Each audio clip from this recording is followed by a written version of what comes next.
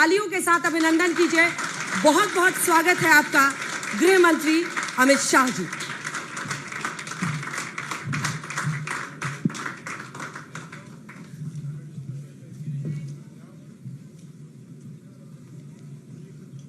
तीसरी बार लोकसभा चुनाव में भारतीय जनता पार्टी को जीत दिलाना, एनडीए को जीत दिलाना, कई राज्यों में रणनीति बनाना और बड़ी जीत एनडीए को दिलाना, बीजेपी को दिलाना, वहां से आकर बिहार के इस चुनाव में रहते हैं। 20 साल नीतीश कुमार मुख्यमंत्री रह चुके हैं और इस बार सीट शेयरिंग में कम से कम एनडीए में आपको फर्स्ट मूवर का एक एडवांटेज दिख रहा है। इसको आप किस तरह से देख रहे हैं और सब कुछ ऑल इज वेल हो गया है सर?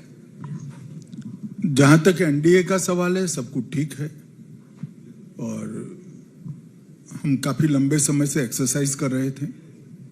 आप लोगों ने आज तो काफी लगाई थी, मगर हमारा बंटवारा स्मूथली हो गया और मुझे लगता है कि शपथ तक यही सिलसिला जारी रहेगा। सबसे बड़ा चैलेंज कौन रहा? क्योंकि आपके दो जो सहयोगी हैं सर, वो तो शायर बन गए हैं।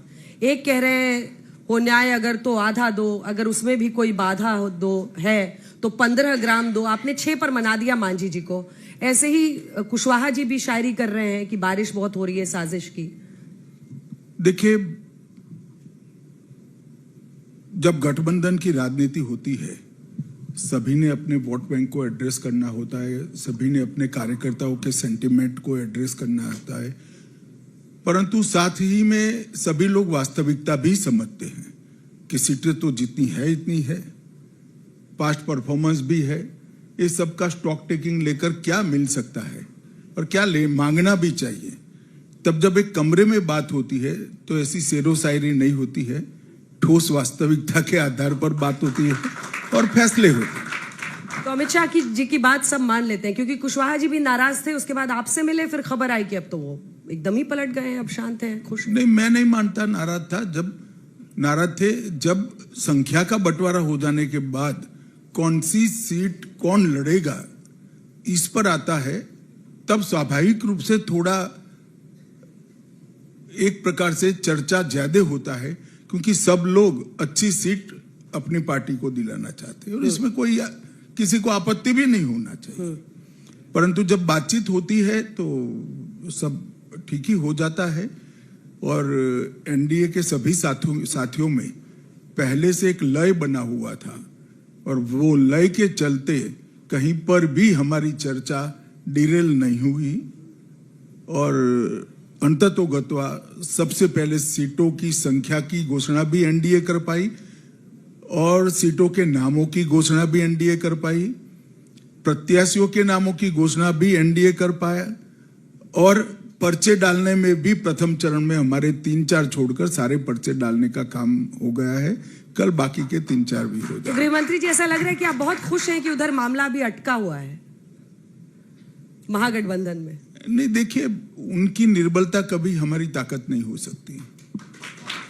हम हमारा चुनाव हमारी ताकत पर लड़ते हैं, हमारे परफॉर्मेंस पर लड़ते हैं, हमारी स्ट्रेंथ पर लड़ते हैं, हमारे नेतृत्व की लोकप्रियता के आधार पर लड़ते हैं। और मैं मानता हूं कि बिहार ने लालू जी के शासन को बहुत ढंग से देखा है और आज भी सब लोग समझते हैं कि लालू राज का वापिस आना मतलब भले सदी बदल गई हो, 21वीं सदी में जंगल राज में जाना होता है। तो मैं नहीं मानता बिहार की जनता किसी भी तरह से दूर दूर तक उनको ये मौका देगी। मैं इस पर आऊंगी बाद में जब मुद्दों की चर्चा होगी, लेकिन गृह मंत्री जी, विपक्ष ये कह रहा है कि 101 सीट पर जेडीयू लड़ रही है, आप 142 सीट पर लड़ रहे हैं, क्योंकि चाहे 29 चिराग पासवान हो, 6 मांझी जी हो, 6 कुशवाहा हो, वो सब आपके साथ ही हैं। देखिए, कांग्रेस पार्टी का ये हमेशा आदत रहा है छोटे दलों को अपमानित करना। किसी भी पार्टी को उनकी सीटें बड़ी पार्टी में मर्ज कर गिनाना, मैं मानता हूं छोटी पार्टियों का अपमान है और कांग्रेस ने शुरुआत से ही ये किया है। इसीलिए कई सारे राज्यों में कांग्रेस आज दिखाई भी नहीं पड़ती है। मैं राज्य गिनाना चाहता हूं, जरा ध्यान से सुन लीजिएगा।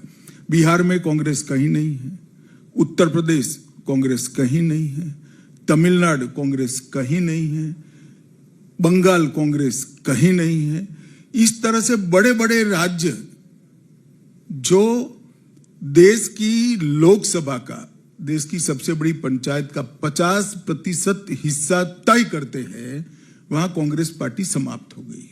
ये अप्रोच के कारण ही समाप्त हो गई। कभी उनको राज्य छोटे लगते हैं, कभी उनको पार्टियां छोटी लगती है, और व्यक्ति तो उनके परिवार के अलावे सभी छोटे लगते हैं। तो छोटा कर कर देखना, छोटा कर कर मूल्यांकन करना, इसी ने कांग्रेस पार्टी को ही जाते जाते छोटा कर दिया। अब जो सबसे बड़ा और मौजूद सवाल है बिहार का सर, उसको निपटा लेते हैं पहले। नीतीश कुमार को क्या आप मुख्यमंत्री बनाएंगे अगर एनडीए जीतता है तो? अंजना जी, मालूम नहीं आप कैसा सवाल पूछ रहे हो। मैं भला कौन होता हूं किसी को मुख्यमंत्री बनाने वाला? इतनी सारी पार्टियों का गठबंधन है। चुनाव के बाद जब बैठेंगे सभी दल, विधायक दल के नेता बैठेंगे और अपना नेता तय कर लेंगे। अभी हम नीतीश कुमार जी के नेतृत्व में ही चुनाव लड़ रहे हैं और हमारे चुनाव का नेतृत्व नीतीश कुमार जी ही कर रहे हैं। और अगर आपके विधायक ज्यादा हो गए तो? अभी भी ज्यादा है, अभी ज्यादा ही है। ये बहुत बड़ी हेडलाइन दे रहे हैं आप, मुझे ऐसा लग रहा है। नहीं नहीं, आप समझ नहीं रहे हो। अभी भी हमारे ज्यादा है, फिर भी नीतीश कुमार जी मुख्यमंत्री है। हाँ, जैसा पिछली बार तो आपने उनको बनाया था और उन्होंने ऑन रिकॉर्ड कहा था, ये मुझे फडणवीस जी ने भी इंटरव्यू में कहा कि नहीं, वो कह रहे थे मत बनाओ, पर बीजेपी ने बनाया। क्या इस बार जो आपने महाराष्ट्र में किया, देखिए, वो कर सकते हैं बिहार ऐसा है अंजना जी, राजनीति आपकी टीआरपी के लिए नहीं चल सकती। आप कह रही हो कि भाई आप ज्यादा आए तो क्या? मैंने कह दिया हम ज्यादा आए तो भी ये बने हैं। आपने पूछा आगे क्या होगा, तो मैंने प्रक्रिया समझा दी कि सभी विधायक बैठेंगे, सभी विधायक दल के बैठे नेता बैठेंगे, सभी दल बैठेंगे और तय करेंगे।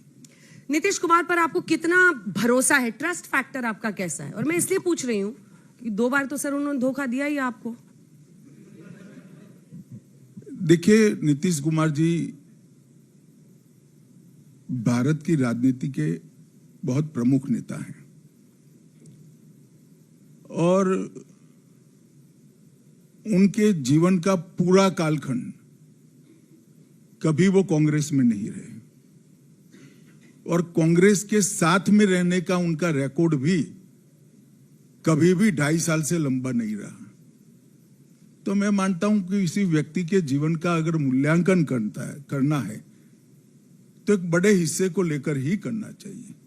और ठेठ समाजवादी नेता हैं, इनके राजनीतिक जन्म से ही कांग्रेस का विरोध करते रहे हैं, जेएमपी आंदोलन के प्रमुख नेता रहे हैं और इमरजेंसी में भी अच्छी खासी लड़ाई कांग्रेस के खिलाफ लड़े हैं। तो मैं मानता हूं भरोसा भारतीय जनता पार्टी को तो है ही है, परंतु बिहार की जनता को भी है। अगर इस बार नीतीश कुमार की कम सीटें आएंगी, आपकी ज्यादा आएंगी, तब भी आप उनको सीएम बनाएंगे?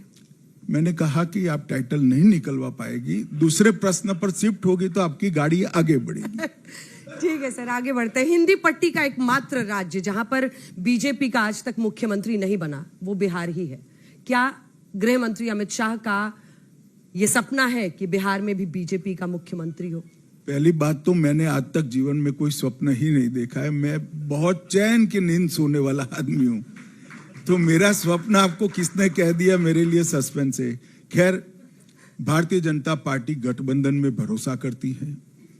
गत चुनाव में मैंने जैसे कहा हमारी सीटें कम थी, फिर भी हमने नीतीश कुमार जी को मुख्यमंत्री बनाया। हालांकि नीतीश कुमार जी ने स्वयं प्रधानमंत्री जी को फोन किया था कि आपकी सीटें ज्यादा आई है, गठबंधन धर्म तो ये कहता है कि आपका मुख्यमंत्री आप करिए, हम समर्थन करेंगे। परंतु फिर भी प्रधानमंत्री जी ने इनकी सीनियोरिटी देखते हुए हमारी पार्टी की ओर से कहा कि नहीं, आप नेतृत्व करिए, हमें कोई आपत्ति नहीं है। हम जब पूर्ण बहुमत की सरकार प्राप्त किए तब भी हम एनडीए की सरकार बनाए थे और जहां जहां राज्यों में भी हमने, उत्तर प्रदेश हो, महाराष्ट्र हो, जहां जहां में कई बार पूर्ण बहुमत मिला या साथियों के साथ मिला, हमने एनडीए की ही सरकार चलाई है। तो हमने गठबंधन का हमेशा सम्मान किया है और इस बार भी करेंगे। पिछली बार के चुनाव में सर सिर्फ 12,786 वोट्स का अंतर था एनडीए में और महागठबंधन में। क्या ये वजह है कि इस बार चिराग पासवान को शामिल किया है आपने, और चिराग पासवान की अपनी महत्वाकांक्षाएं दिखती हैं? नहीं, आपको कैसे लगता है? आपको शायद मालूम नहीं, बीच में एक पूरा जनरल इलेक्शन चला गया लोकसभा का। 24 का चुनाव चिराग पासवान जी हमारे साथ ही लड़े, हमारे साथी थे। वो हमारी कैबिनेट में मंत्री भी है, मोदी जी की कैबिनेट में हमारे साथी है, तो हमारे साथ ही लड़ेंगे। पर उनको 29 सीटें देने पर किसी ने नाराजगी जाहिर की क्या आपके सामने कि भाई? आज तक के अलावा किसी ने नाराजगी जाहिर नहीं की। अब आते हैं कुछ मुद्दों पर, और उन मुद्दों में सबसे पहले एसआईआर का मुद्दा उठाते हैं। अब विपक्ष का क्या आरोप है? राहुल गांधी जो पूरा वोटर अधिकार यात्रा निकाले, गृहमंत्री जी उन्होंने यही कहा कि ये वोट चोरी कर रही है बीजेपी, और इलेक्शन कमीशन जो है वो बीजेपी के इशारे पर काम करता है। देखिए, इस तरह की बातें करना बहुत सरल है। ये देश में, मैं आज तक के माध्यम से पूरे देश की जनता को कहना चाहता हूं कि इस देश में एसआईआर पहली बार नहीं हो रहा है।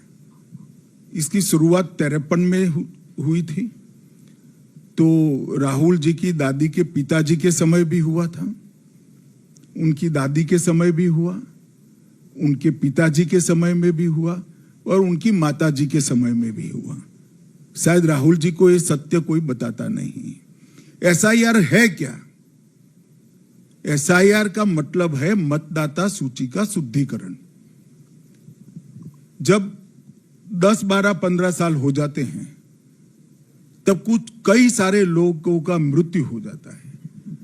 कई सारे लोगों का एक जगह से दूसरी जगह अपने कामकाज की दृष्टि से, नौकरी की दृष्टि से जाना होता है। वो वहां पर भी मतदाता है, यहां पर भी मतदाता है। पहले यहां रहते थे, मानो कि दिल्ली गए, तो वहां पर भी है, यहां पर भी है। तो मतदाता सूची शुद्ध होनी चाहिए या नहीं होनी चाहिए? मैं एक छोटा सा सवाल राहुल जी को पूछना चाहता हूं कि मतदाता सूची शुद्ध होना चाहिए या नहीं होना चाहिए? मतदाता सूची का शुद्धिकरण का दूसरा नाम है एसआईआर। अब मैं, आपने पूछा नहीं है, मगर उसका भी जवाब दे देता हूं कि वो विरोध क्यों कर रहे हैं। वो विरोध इसलिए कर रहे हैं कि 2003 के बाद इस देश में ढेर सारे विदेशी नागरिक फर्जी तरीके से देश की मतदाता सूची के अंदर अपना नाम ऐड कराने में सफल हुए हैं। मेरी देश की जनता को सीधा सवाल है, जो बांग्लादेश से यहां आए हैं, जो दूसरे देश से यहां हैं, जो हमारे देश के नागरिक नहीं है, उनको देश की चुनावी प्रक्रिया के अंदर हिस्सा लेना चाहिए क्या? हमारे संविधान ने तय किया है कि मतदाता वही बन सकता है जो इस देश का नागरिक होगा। हमारी कानून ने तय किया है कि मतदाता वही बन सकता है जिसकी आयु 18 साल के ऊपर होगी। तो ये दोनों क्राइटेरिया के आधार पर मतदाता सूची का शुद्धिकरण करने की जिम्मेदारी और फर्ज दोनों चुनाव आयोग का है। मगर पूरी इंडी गठबंधन को की तकलीफ क्या है? उनको तकलीफ है कि सीमांचल में ढेर सारे घुसपैठिए मतदाता बन चुके हैं। आज चुनाव आयोग के शुद्धिकरण से वो मतदाता सूची से बाहर निकल रहे हैं और उनकी वोट बैंक डिस्टर्ब हो रही है। चुनाव हारने के भय से वो वोट चोरी की यात्रा निकाले थे, मगर अभी मीडिया ही बोल रहा है, राहुल समझ गए हैं कि देश की जनता को पसंद नहीं है, उन्होंने बोलना बंद कर दिया। पर वो तो ये आरोप लगाते हैं कि आप हिंदू मुस्लिम करने के लिए ये वाला इशू घुसपैठिया का उठाते हैं। चाहे आप हो गृहमंत्री जी, चाहे प्रधानमंत्री नरेंद्र मोदी, दोनों ने भाषणों में घुसपैठिया का मुद्दा उठाया। आपने कितने भेजे, ये वो पूछ रहे हैं। पहली बात तो ये है कि हम कुछ नहीं कर रहे हैं, ये चुनाव आयोग कर रहा है, और पहली बार नहीं कर रहा है, कई सालों से कर रहा है। दूसरी बात, चाहे हिंदू हो या मुसलमान, अंजना जी आप इस देश की वरिष्ठ पत्रकार के नाते मुझे बताइए, मुसलमान घुसपैठिया हो तो उसको मतदाता रहना चाहिए क्या? क्योंकि वो मुसलमान है। इतनी छोटी सी बात है। राहुल जी इसका जवाब दे दे कि हाँ भाई मेरी पार्टी का नीति है कि मुस्लिम है, घुसपैठिया है तो भी उसको वोट डालने दो। हमें कोई आपत्ति नहीं, देश की जनता को कहे, बिहार की जनता, देश की जनता निर्णय करेगी। घुसपैठियों में जो धर्म को लाते हैं, इससे बड़ा पाप कोई नहीं है। वो हमारे लोकतंत्र का बड़ा नुकसान कर रहे हैं। घुसपैठियों का कोई धर्म नहीं होता है। आपके सपनों वाला एक और राज्य आ रहा है, पश्चिम बंगाल, जहां पर मुझे पता है कि आपके अंदर ये कामना है कि वहां पर भी एक दिन बीजेपी की सरकार। ममता बनर्जी अभी से ललकार रही हैं कि अगर यहां पर आपने एसआईआर या कुछ किया तो लोग सड़कों पर उतर जाएंगे, आपके खिलाफ दंगे हो जाएंगे। ऐसा बिहार में भी कहते थे, क्या हुआ? सब पर्चे डाल दिए और चुनाव भी हो जाएगा, बंगाल में भी हो जाएगा। सवाल डेमोग्राफी चेंज का है। आपने भी कई बार भाषणों में इसकी चर्चा की है, प्रधानमंत्री ने भी लाल किले के प्राचीर से चर्चा की घुसपैठियों की। अब इसमें क्या तरीका है, आप इसको कैसे आगे ले जाने की सोच रहे हैं? इसमें क्या आपका बड़ा, कैसे सख्त कार्रवाई करेंगे कि भाई नहीं ये इतने घुसपैठी, अब तो हम इनको अवैध घुसपैठियों को बाहर भेजेंगे? देखिए, हमने बहुत स्पष्टता से देश की जनता के सामने हमारे विचार रखेंगे। हम सबसे पहले इनकी पहचान करेंगे, फिर मतदाता सूची से इसको डिलीट करेंगे और फिर डिपोर्ट करेंगे। डिटेक्ट, डिलीट, डिपोर्ट जो आप कहते हैं, ये हमारा पार्टी का तय एजेंडा है और इसमें किसी को कंफ्यूजन रखने की जरूरत नहीं। बांग्लादेश वापस भेजेंगे उनको? कहां भेजेंगे, कैसे भेजेंगे, आप देखते रहना, ढूंढते भी रहना। अगला मुद्दा जो मगर हम जी उनकी पहचान भी करेंगे, उनको डिलीट भी करेंगे और इनको डिपोर्ट भी करेंगे। अगला बड़ा मुद्दा जो विपक्ष उठा रहा है सर, और वो एक यूथ के साथ आपको भी इस बात का एहसास होगा, नौकरी का वादा। अब तेजस्वी यादव कह रहे हैं कि हर जो परिवार है, लगभग 3.25 करोड़ परिवार है बिहार के कास्ट सेंसस सर्वे के मुताबिक, वो एक सरकारी नौकरी देंगे। ये आपके लिए बड़ा चैलेंज है या नहीं है उनका ये वादा? अगर साच अर्थ में वो दे पाते तो जरूर चैलेंज होता, मगर अच्छा किया आपने पूछ लिया। मैं बिहार की जनता को बताना चाहता हूं, बिहार के अंदर 2.8 करोड़ परिवार है और लगभग 20 लाख लोगों को नौकरी मिला हुआ है सरकारी। तो 2.6 करोड़, 2 करोड़ 60 लाख परिवार बाकी रह गए हैं। अब तेजस्वी जी ने वादा किया है कि 2.6 करोड़ परिवार को वो सरकारी पक्का नौकरी देंगे। अब डी और सी ग्रेड की नौकरी भी देनी है तो एवरेज तनख्वाह 39,000 आता है, 39,000। तो 2.6 करोड़ मल्टीप्लाइड बाय 39,000 लगभग 12 लाख करोड़ रुपया होता है। और बिहार का बजट 3.17 लाख से, अरे बिहार का बजट है 3 करोड़ के 3 लाख करोड़, 3.25 करोड़ के आसपास। अब तेजस्वी जी को जरूर ये करना चाहिए, उनको सत्ता मिले तो दे देना चाहिए, मगर ये 12 लाख करोड़ कहां से लाएंगे वो बिहार की जनता को समझा देना चाहिए। वो मानते हैं कि वो बोलेंगे और बिहार की जनता मान जाएगी। अब उन्होंने हमारी मुसीबत कर दी है। सब लोग हमें पूछते हैं कि तेजस्वी 12 लाख करोड़ कहां से लाएगा, हमें पूछ रहे। मैंने कहा भाई लालू जी को पूछो, तेजस्वी को तो पूछने का कोई मतलब नहीं है, लालू जी शायद बता पाए। ये बिल्कुल बेबुनियाद वादा है जो कभी पूरा नहीं होना है। वोट लेने के लिए बिहार की जनता के सामने बोला गया सफेद झूठ है और बिहार के लोग, बिहार के युवा विशेषकर ये बहुत अच्छे तरीके से जानते हैं कि इतनी नौकरी देने के लिए 12 लाख करोड़ रुपया चाहिए, जो आज बिहार के बजट का 4 गुना है। लेकिन गृह मंत्री जी, आप कहां से पैसा लाएंगे? क्योंकि आप भी 1 करोड़ 21 लाख महिलाओं को 10,000 रुपया दे रहे हैं। अब जब विपक्ष करता है तो आप कहते हैं कि देखो, नहीं, आपने स्टडी नहीं किया है अंजना जी, माफ करिएगा, सीड मनी है।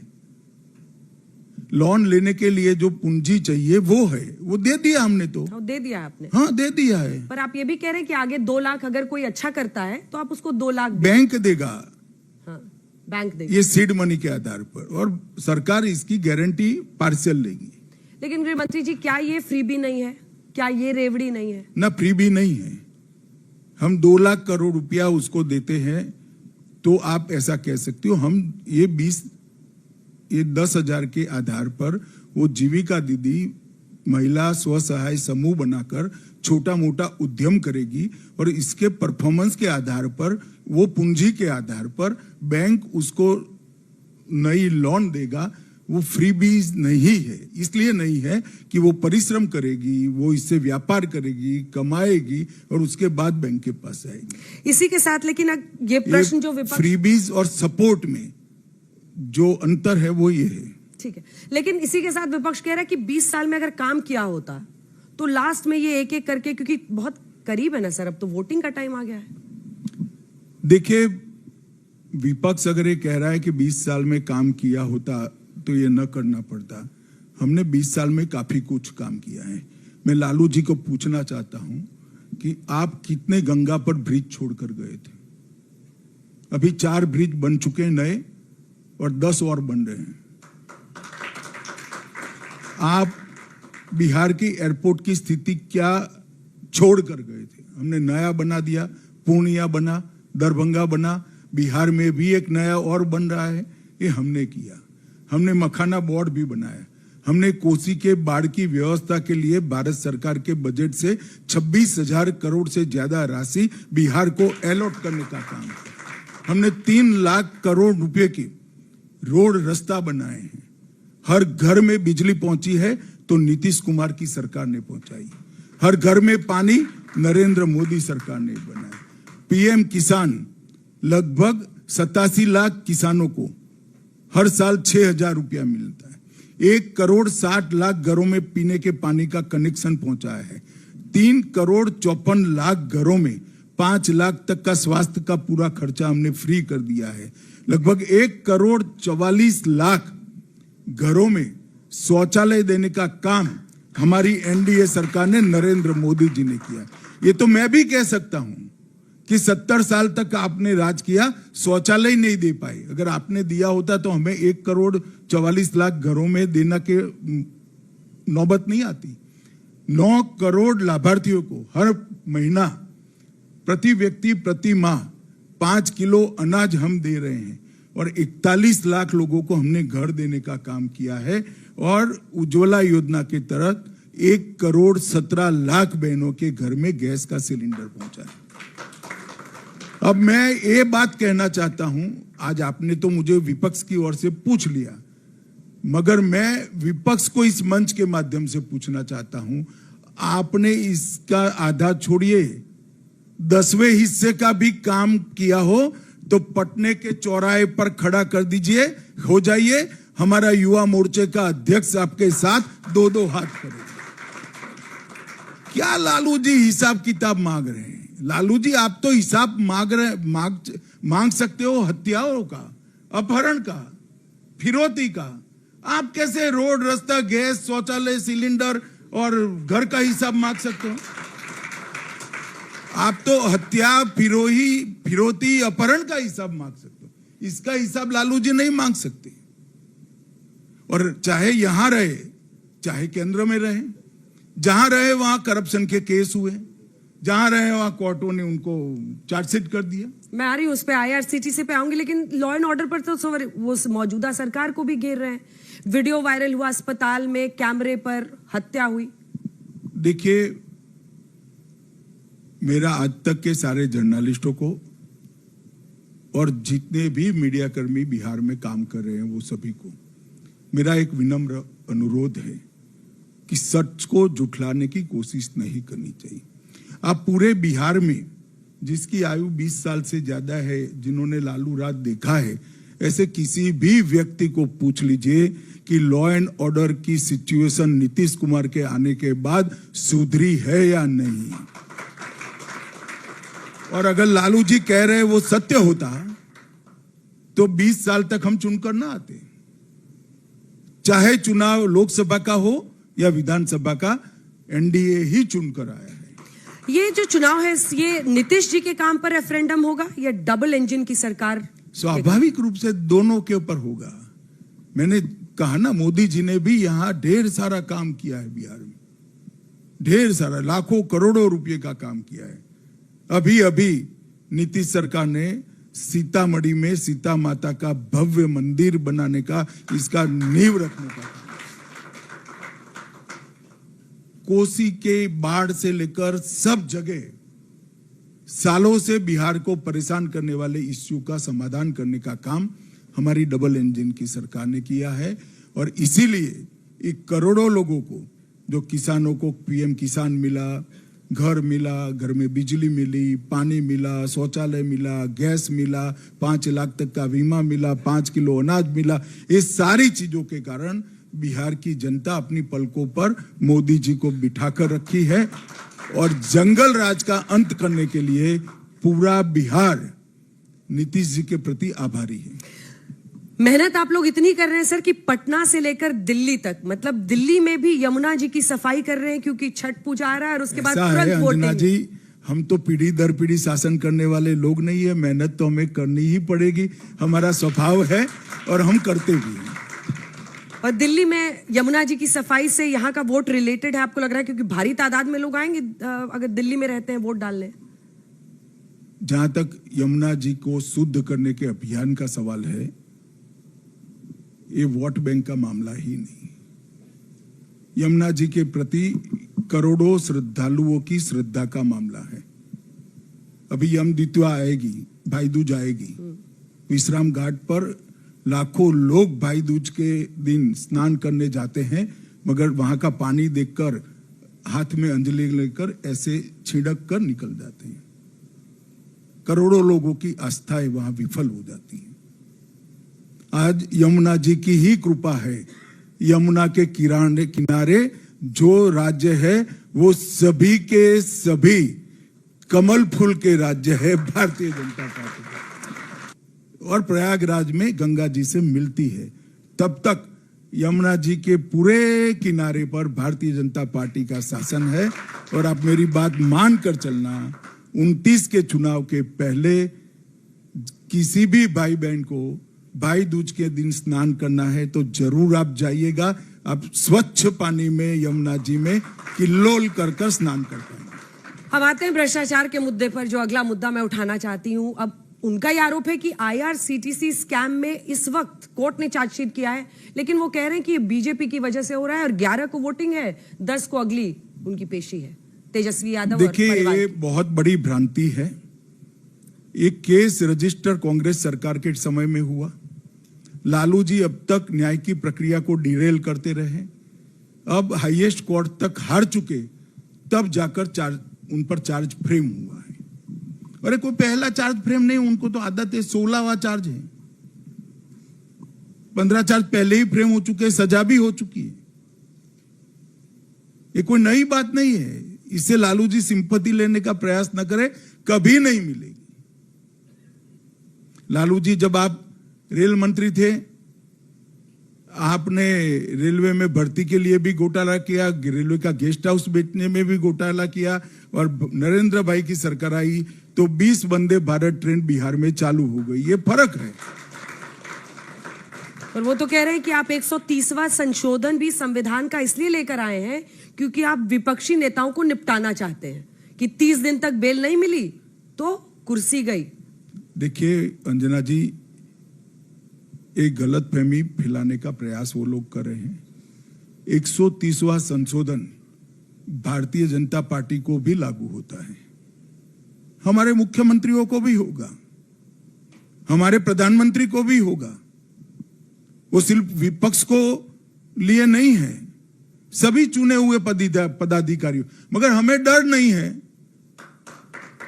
क्योंकि हमें कुछ गलत करना नहीं है, उनको डर है क्योंकि उनको भ्रष्टाचार की आदत लगी हुई है। वो कहते हैं एजेंसी आपके पास है, इसलिए आप लोगों के खिलाफ कुछ नहीं होगा। ऐसा है कि एजेंसी मानो हमारे खिलाफ केस न करे, देश की अदालत में वो PIL कर जा सकते हैं या नहीं जा सकते। उनके शासन में हमने सैकड़ों पीआईएल करी थी और कोर्ट ने ऑर्डर किए थे, सीबीआई ने केस रजिस्टर करने पड़े थे। एक भी पीआईएल कर पाए हो कांग्रेस पार्टी तो मुझे बताइए, एक भी पीआईएल नहीं कर पाए। कि नरेंद्र मोदी शासन में भ्रष्टाचार छोड़ो, भ्रष्टाचार का आरोप भी नहीं हुआ और कांग्रेस ने 12 लाख करोड़ के घपले घोटाले भ्रष्टाचार किए। ये लेकिन आप लेकर आए थे अरविंद केजरीवाल के केस की वजह से? ना जी, उनकी बेल होने के बाद लाए थे। पर तब आपको एहसास हुआ कि जेल से भी उन्होंने कुर्सी नहीं छोड़ी। देखिए, देश में जब संविधान बना तब संविधान निर्माताओं ने ऐसी कल्पना ही नहीं की थी कि कोई व्यक्ति ऐसा निर्लज्ज होगा जो मुख्यमंत्री रहते जेल में रहकर सरकार चलाना चाहेगा। अब ऐसी घटना देश में हो गई, तमिलनाडु में भी हुई, दिल्ली में भी हुई, और सारे इंडिया अलायंस वाले हैं। तो हम जो कानून लेकर आए हैं उसमें किसी पर भी आरोप लगता है और वो जेल में जाते हैं और 30 दिन तक उसके लिए उनके लिए समय है। अगर 30 दिन में बेल ले ले तो कुछ नहीं होगा। अच्छा, बाद में भी बेल लोगे तो फिर से मुख्यमंत्री की शपथ करा लेना भैया, जैसा हेमंत सोरेन जी ने लिया।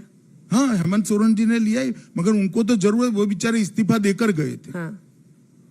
लालू जी भी इस्तीफा दिए थे। लालू जी भी दिए थे। हाँ। मगर अब ने शायद नहीं देना चाहते हैं। और मैं आज तक के माध्यम से देश की जनता को पूछना चाहता हूं, किसी राज्य का मुख्यमंत्री, मंत्री या केंद्र का मंत्री या प्रधानमंत्री देश का जेल में बैठकर सरकार चलाना चाहिए क्या? ये किस प्रकार के लोकतंत्र की हम कल्पना कर रहे हैं, मेरी समझ में नहीं आता है। और क्या हो गया है मीडिया को, वो भी कोरस में आ गया है, इनके साथ सहगान कर रहा है। भाई, आप लोग तो कम से कम बताइए कि वास्तविकता क्या है। आपका बेल हो जाएगा तो आप फिर से सीएम बन जाओगे। नहीं, ठीक है, आप, इसीलिए मैंने सवाल पूछा क्योंकि विपक्ष कह रहा है कि टारगेट कर रहे हैं। अब अगले प्रश्न पर आते हैं, शराबबंदी। सर, वो भी बिहार में एक बड़ा चैलेंज है और कई सारे ऐसे मामले हुए, गुजरात में भी है, यहां पर लेकिन कई बार हुआ जब जहरीली शराब पीने की वजह से लोगों की मौत हो गई। शराबबंदी कितना इफेक्टिवली आपको लगता है कि बिहार में लागू? जहरीली शराब के मामले जहां शराबबंदी नहीं है ऐसे राज्यों में भी हुए हैं। जहां शराबबंदी नहीं है वहां पर भी हुए जहरीली शराब के बड़े बड़े मामले हुए।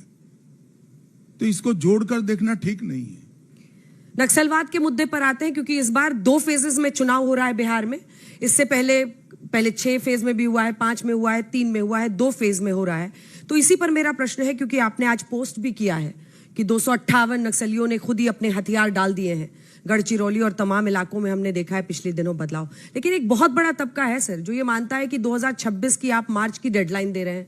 वो ये कहते हैं कि उनके क्या ह्यूमन राइट्स नहीं है, आप उनको किस दबाव में डाल रहे हैं, आप उनको बहुत सारे हथियार रखना ह्यूमन राइट होता है क्या?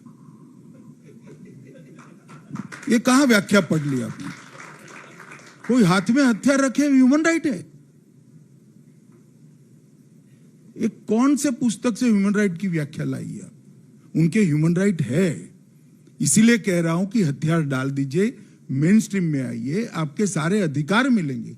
आप चुनकर गांव के सरपंच बनिए, तहसील पंचायत में आइए, जिला पंचायत में आइए, आपकी आवाज मुखर करिए, कोई प्रॉब्लम नहीं है।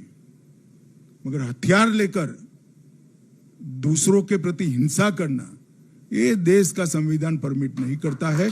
और अगर हथियार हाथ में है तो उनसे कोई बात नहीं होगी। हथियार डाल दिए, इनके लिए स्वागत है, आइए, आप मेन स्ट्रीम में आइए। पूरे नॉर्थ ईस्ट में 9,900 लोगों ने हथियार डाल दिए। सारे लोग अब मेन स्ट्रीम में हैं, अपना अपना काम कर रहे हैं, नौकरी कर रहे हैं, चुनाव लड़ रहे हैं। नक्सलियों से सिर्फ लड़ाई है, उनको सिर्फ ये करना है, या जो इंटेलेक्चुअल्स उनको सपोर्ट करते हैं? इसीलिए मैंने प्रश्न किया था। बहुत सारे इंटेलेक्चुअल्स इस देश में हैं जो उनके सपोर्ट में है। क्या गृह मंत्री जी का नजर उधर भी है? जब तक इंटेलेक्चुअल एक्टिविटी तक ही इंटेलेक्चुअल सीमित रहेंगे कोई आपत्ति नहीं,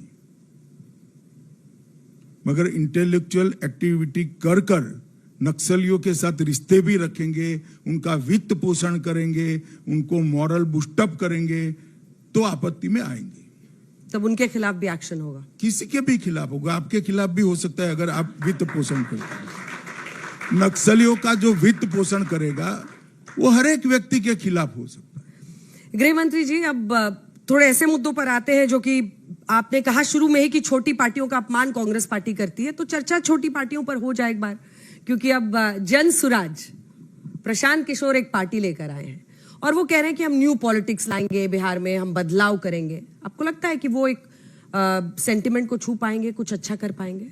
देखिए, इस देश में 1550 पार्टी थी, अब 1551 आ गई है और सबको अच्छा सोचने का अधिकार है। मैं क्यों किसी का अधिकार सीमित करूं भाई? प्रशांत जी कह रहे हैं कि वो बिहार को रैपिड स्पीड से आगे बढ़ाएंगे, तो बढ़ाएंगे। जनता का मैंडेट चाहिए, जनता उनको वोट देगी तो वो भी करेंगे। पर आप उनको चैलेंज मान रहे हैं नहीं? आपकी चुनावी नजर में, रणनीति में वो कहां पर है? देखिए, ऐसा है, मैं हर एक व्यक्ति जो हमारे खिलाफ चुनाव लड़ता है उसको चैलेंज मानता हूं। असदुद्दीन ओवैसी को चैलेंज मानते हैं क्या? वो सीमांचल में सीटें मैंने खोज के कहा लड़ रहे हैं। कोई भी व्यक्ति हमारे खिलाफ चुनाव लड़ता है वो चुनावी चैलेंज तो है ही। चुनाव में हमारी प्रतिद्वंदिता कर रहे हैं तो हमारे चैलेंज ही है। गुजरात में सर आज बड़ी खबर है, रीशफल की, और 16 मंत्रियों ने जो इस्तीफा दिया है उसके बारे में खबर है। क्या चल रहा है इस वक्त गुजरात में? ये थोड़ा सा मैं बिहार से आगे बढ़ रही हूँ। नहीं, रीशफल ही चल रहा है। पर इसकी वजह क्या है? 27 में वहां चुनाव है। वजह कुछ नहीं है, 10 सीटें खाली थी वहां। हाँ। 10 मंत्री हम और बना सकते हैं, और जब 10 मंत्री बनाना नया है तब मुख्यमंत्री जी की अनुकूलता के लिए वो अपनी टीम चुन पाए। सभी ने इस्तीफे दिए हैं, स्वयं उन्होंने ही दिए हैं। तो मुख्यमंत्री जी कल अपना नया मंत्रिमंडल तय करेंगे और शपथ कराएंगे। कई लोग मान रहे कि 27 में फिर उत्तराखंड भी, फिर उत्तर प्रदेश भी चुनाव है। कुछ ट्रेंड है क्या ऐसा? चुनाव के साथ इसका कोई रिश्ता नहीं है। जैसे मैंने कहा, 10 पद खाली थे, 16 मंत्री थे, तो काफी बड़ा हिस्सा खाली था। तो अब एक्सपांड कर हम आगे जाना चाहते हैं, वो हमारा अधिकार भी है। पूरे देश में अगर हम देखें सर, तो अभी विपक्ष सबसे ज्यादा बीजेपी को घेर रहा है ऑपरेशन सिंदूर के मुद्दे पर। उस पर आप क्या बताना चाहेंगे? क्योंकि आज भी वो कह रहे हैं कि ट्रंप बोले, ये ट्रंप ने टैरिफ वॉर चल रहा है, क्या इस मोर्चे पर ये सरकार संभाल नहीं पा रही है? ऐसे लोगों को क्या जवाब होगा? इनके पास जवाब देने का मेरे पास कोई तर्क नहीं है। मैं मेरे देश के प्रधानमंत्री क्या बोलते हैं इस पर विश्वास ज्यादा करता हूं। दुनिया में कौन क्या बोल रहा है उस पर करने। पर राहुल गांधी इस पर जब घेरते हैं तो आपको नहीं लगता कि उनको एक जवाब देने, क्योंकि वो तो बहुत अग्रेसिव लाइन ले रहे हैं सर? नहीं, उनको जवाब देश की जनता दे रही है, बार बार चुनाव हार रहे हैं। अब हमें क्या जवाब देना है? कश्मीर में चुनाव कराने की आप कब सोच रहे हैं? इसको लेकर भी एक मुद्दा है। कौन सा चुनाव? माफ कीजिएगा, लद्दाख को लेकर जो स्टेटहुड का सवाल है उसको लेकर मेरा सवाल। लद्दाख के स्टेटहुड के सवाल पर हम उनके साथ चर्चा कर रहे हैं। बीच में दुर्भाग्यपूर्ण तरीके से वहां एक हिंसा हो गई, थोड़ा चर्चा रुक गई है। मुझे आशा है कि बहुत कम समय मतलब थोड़े ही दिन में, दीपावली के बाद शायद तुरंत चर्चा शुरू हो जाएगी। और उसका आपको लग रहा है कि एक हल निकल जाएगा? क्योंकि स्थिति अब वो जेनजी से भी जोड़ा गया, मैं तो जेनजी से जोड़ा आशा रखता हूं कि हल निकल ही आएगा। एक बार फिर से मैं वापस आना चाहती हूं बिहार पर, क्योंकि लॉ एंड ऑर्डर पर आपने कहा कि हम लोग जो स्थिति दे रहे हैं वो जंगल राज से बेहतर है, लेकिन चिराग पासवान बार बार इस मुद्दे पर नीतीश सरकार पर सवाल खड़े करते रहे हैं। ये आपको लगता है कंसर्न होना चाहिए पार्टी के अंदर? इसलिए मुझे जरूर नहीं लगती। चिराग जी के बयानों को मैंने बहुत बारीकी से देखा है। उनका बयान राज्य के कानून और व्यवस्था की स्थिति पर कम था, ज्यादा जो घटना हुई है, और घटना हमेशा क्राइम की जो होती है घृणास्पद ही होती है, सबने निंदा करनी चाहिए, उसकी निंदा उन्होंने करी है। इसमें तत्व in general law and order की जगह जो पर्टिकुलर घटना हुई है इसकी निंदा का ज्यादा है। लेकिन अगर आप जंगल राज पर 20 साल बाद भी घेर रहे हैं, तो अब मैं आपको पलट कर ये सवाल विपक्ष जी हमारे गिरने का सवाल ही नहीं है। वो ही थे तो उनको सुनना तो पड़ेगा कि ये आएंगे तो क्या होगा, और हम क्या घेर रहे हैं। आज तक याद रखकर जनता उनको बार बार हरा ही रही है। और आपको लग रहा है कि जंगल राज का ही मुद्दा बार बार हर 5 साल के बाद आप उठाएंगे और जनता आपकी तरफ आएगी? जब तक ये कुछ नया नहीं करेंगे तब तक तो आएगा ही आएगा। पर उनको मौका अगर जनता ने दे दिया, 786 वोट पीछे थे। मगर वोट तो मौका तो जनता ने देना है, हम कैसे दे सकते हैं? हम क्या चुनाव ना लड़े? इस बार आपको क्या लग हम रहा है? लड़ रहे हैं, वो लड़ रहे हैं, जनता हमें वोट दे रही है तो हम ही शासन करेंगे। आपकी नजर में बिहार में आपके लिए इस बार गृह मंत्री जी सबसे बड़ा चैलेंज क्या है? फिलहाल तो अभी कुछ दिखाई नहीं पड़ता है। मुझे तो लगता है बिहार की जनता हमारे साथ है और अब तक के सबसे अच्छे नतीजे एनडीए के लिए आएंगे तो बिहार के 2025 के चुनाव में।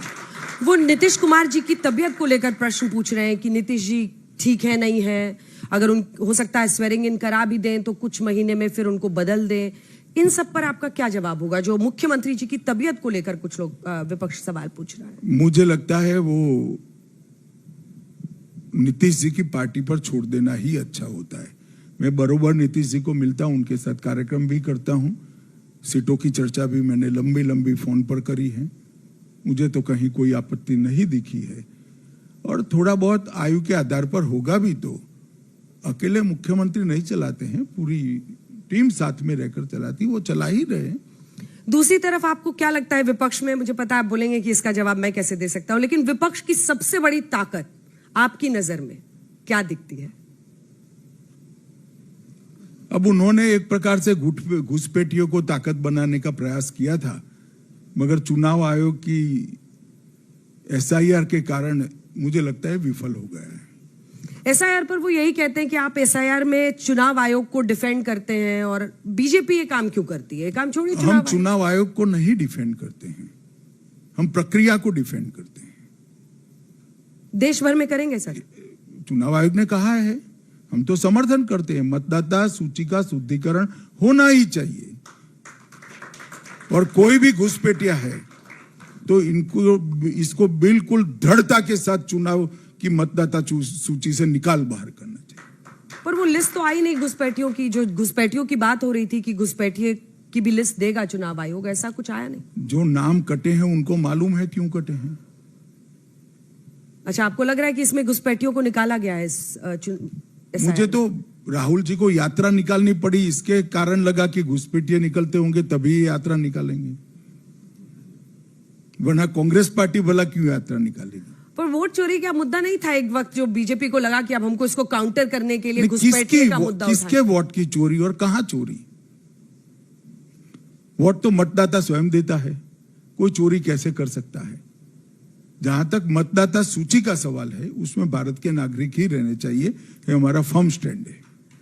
महिलाओं को लेकर जो 10,000 का स्कीम है उसमें वो ये भी कह रहे हैं कि आप लोगों ने सीधा महिलाओं को मतलब एक तरह से अपनी तरफ करने के लिए, इससे पहले पंचायत में भी रिजर्वेशन दिया था और ये स्कीम आप आधी आबादी को अपनी तरफ करने की कोशिश में ये सब। देखिए ऐसा नहीं है अंजना जी, ये लोगों का प्रॉब्लम है कि वो कोई भी चीज को गलत तरीके से देखने की आदत रखते हैं, इसीलिए चुनाव हारते।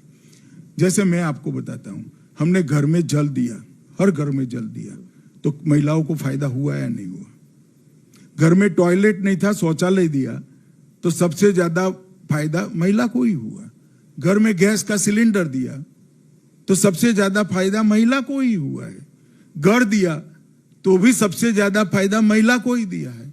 5 किलो अनाज दिया तो सबसे बड़ी चिंता तो महिला की चली गई, क्योंकि बच्चे उसी के पास शाम को खाना मांगते हैं, तो वो फायदा भी महिला को हुआ। मुझे ये समझ में नहीं आता है कि महिलाओं को कोई फायदा होता है तो Lalu and company, Rahul and company को तकलीफ क्या है? उनको क्या तकलीफ है? और कोई एक सिलेक्टिव महिला को तो हो नहीं रहा, बिहार की सभी महिलाओं को हो रहा है। वो युवाओं को टारगेट कर रहे हैं, आप महिलाओं पर फोकस कर रहे हैं। वो कह रहे हैं कि युवाओं के लिए आपकी क्या स्ट्रैटेजी है, उनको आप नहीं, उन्होंने क्या टारगेट किया है बताइए जरा मुझे प्लीज। वो नौकरी मतलब कहां से? सरकारी नौकरी। 12 लाख करोड़ रुपया कहां है? तो बिहार का युवा क्या सोच नहीं पाता है? बिहार के युवा को मालूम है ना 12 लाख करोड़ रुपया है ना नौकरी देना है। चुनावी गुणा भाग में माना जाता है कि आप सीट को लेकर भी फैसला करते हैं कि भाई नहीं इतने सीटों पर टारगेट है। क्या ये खबर थी, अगर ये गलत है तो आप ही बताइएगा, कि अब आप 140 के आसपास ही उम्मीद कर रहे हैं। सीट को लेकर आपको कितनी उम्मीद है इस बार? आप थोड़ा कम बोल रही हैं, मगर सीटों के बारे में अभी मैं कुछ कहना नहीं चाहूंगा। चुनाव भी लंबा है, मैं बताऊंगा दीपावली के बाद, छठ पूजा के बाद। परंतु एनडीए अपना सबसे अच्छा प्रदर्शन इस बार करेगी। एनडीए अपना सबसे अच्छा प्रदर्शन करेगी। महाराष्ट्र में आपने जो फैसला लिया उसी मॉडल पर आ रही हूं कि अगर ऐसा होता है तो बिहार में आपको क्या लगता है सर? बीजेपी में आपने नई पीढ़ी में कौन सा ऐसा नेता बनाया है जो आपको लगता है कि कार्यभार संभाल सकता? साच अर्थ में अंजना जी आप मानती है कि मैं आपको ऐसा जवाब यहाँ माइक में दे दूंगा? मुझे पता था नहीं आप देंगे, लेकिन फिर भी मैं कोशिश तो कर ही सकती हूँ। जरूर कर सकती है आप, मैं कैसे रोक सकता हूँ? हाँ, मतलब आपको लगता है कि नई जो नेतृत्व है भारतीय जनता पार्टी में, उसमें आपको सामर्थ्य दिखता है कि वो बिहार को चला सके? बिल्कुल सामर्थ्य है। हमारे अभी भी मंत्री हैं, उप मुख्यमंत्री हैं, काम कर रहे हैं दमखम के साथ नीतीश जी के नेतृत्व में। हमारे लोगों में सामर्थ्य है, तभी तो लोग ज्यादा चुनकर भेजते हैं। कई लोग ये बिहार का आकलन करते हैं कि बिहार है जहां पर जाति नहीं, जाति कास्ट जाता नहीं। आपको भी ऐसा लगता है कि कई बार जातीय समीकरण का बहुत ध्यान रखना पड़ता है? नहीं, ये तो रखना ही चाहिए। जाति के आधार पर रिप्रेजेंटेशन आए, इसमें सैद्धांतिक रूप से गलत बात नहीं है। परंतु जाति एड्रेस करने के लिए मेरिट्स को अन्याय नहीं करना चाहिए। मगर मुझे लगता है कि हर जाति से हमारे पास अच्छे मेरिट्स वाले लोग हैं, कार्यकर्ता हैं, प्रतिनिधि भी है। हमने काफी बाहर के नए अलग अलग क्षेत्र में कंट्रीब्यूट करने वाले लोगों को भी मौका दिया है। तो एक अच्छा गुलदस्ता लेकर हम बिहार की जनता के सामने गए हैं और मुझे पूरा विश्वास है कि बिहार की जनता हमें आशीर्वाद देगी। नरेंद्र मोदी जी और नीतीश कुमार जी ने लंबे समय तक देश और बिहार की जो सेवा की है उसको जरूर आशीर्वाद मिलेगा। गृहमंत्री जी, आपके पूरे इंटरव्यू से मैं 3 हेडलाइन आपको बताना चाहती हूँ। अगर आप इससे सहमत हैं तो मुझे बताइएगा। नहीं, वो तो कहाँ आप हमें पूछकर हेडलाइन तय करती हो, आप चला ही देती हो। पहली आपने ये कही है कि जो भी बड़ी पार्टी होगी या जो भी होगा, जो विधायक दल चयन करेगा उसे ही मुख्यमंत्री बनाया जाएगा। नहीं, मैंने ऐसा कहा है कि चुनाव के बाद सभी पार्टी के विधायक दल बैठकर अपना अपना नेता चुनेंगे और वो नेता चुन बैठकर हमारे गठबंधन का मुख्यमंत्री तय करेंगे।